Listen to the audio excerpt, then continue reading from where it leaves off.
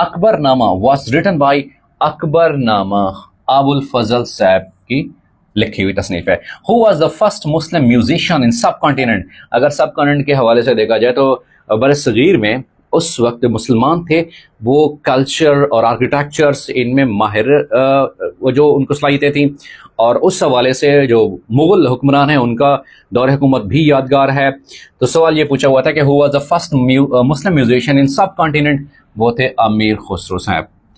Who was the first governor of Punjab after independence.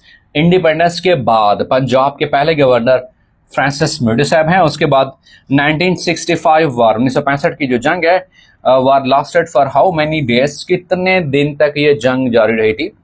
1965 की जंग ये 17 दिन तक ये जारी रही थी।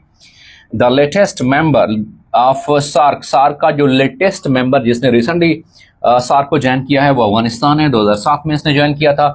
ओवरऑल अगर फाउंडेशन की हवाले से बात की जाए तो सार्क के जो फाउंडिंग मेंबर जो कंट्रीज से पहले 7 थे, अब अफगानिस्तान ने भी सार्क को ज्वाइन कर लिया है। इस हवाले से सार्क के कुल मेंबरान्स की तादाद अब अगर पूछी जाए वो 8 हो चुकी है। अगले सवाल की तरफ बढ़ते हैं। Next question, author of in the line of fire. In the line of fire किताब लिखी हुई है, जनरल परवेज मुशर्रफ साहब ने लिखी थी। इसके ऑथर कौन से हैं? In the line of fire.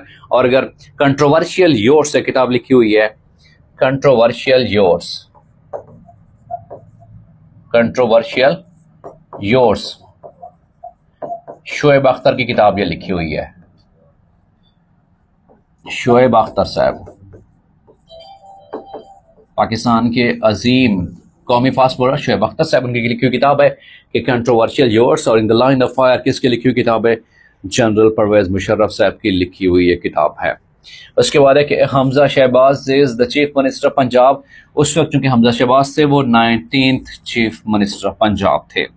Shalimar Bagh was constructed by, Shalimar बाग तामीर किया था किसने? शाहजहां साहब ने तामीर कराया था, याद रखिएगा जी।